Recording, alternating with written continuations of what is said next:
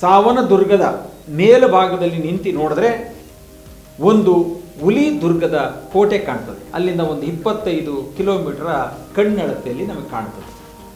ಆ ಭಾಗದಿಂದ ಬಲಭಾಗಕ್ಕೆ ತಿರುಗಿ ನೋಡಿದ್ರೆ ಹುತ್ತರಿ ಬೆಟ್ಟ ಸುಮಾರು ಒಂದು 20 ಕಿಲೋಮೀಟ್ರಲ್ಲಿ ನಾವು ಹುತ್ತರಿ ಬೆಟ್ಟವನ್ನು ವೀಕ್ಷಣೆಯನ್ನು ಮಾಡಬಹುದು. ಅದೇ ನಿಟ್ಟಿನಲ್ಲಿ ನಾವು ಬಲಭಾಗಕ್ಕೆ ತಿರುಗಿದರೆ ಶಿವಗಂಗೆ ಬೆಟ್ಟ ಒಂದು 35 ಕಿಲೋಮೀಟರ್ ವ್ಯಾಪ್ತಿಯಲ್ಲಿ ನಮಗೆ ಕಣ್ಣು ಕಾಣ್ತದೆ. ಅದರಿಂದ ಬಲಭಾಗಕ್ಕೆ ತಿರುಗಿದರೆ ದೊಡ್ಡಾಲದ ಮರ, ಬೆಂಗಳೂರು, ರಾಜಾಜಿನಗರದವರೆಗೂ ನಮಗೆ ವಿಶಾಲವಾಗಿ ದೀಪ ಬೆಳಗುವಂಥ ಕತ್ತಲೆಯ ಸಮಯದಲ್ಲಿ ನಾವು ನೋಡಿ ವೀಕ್ಷಣೆಯನ್ನು ಮಾಡ್ಬೋದು.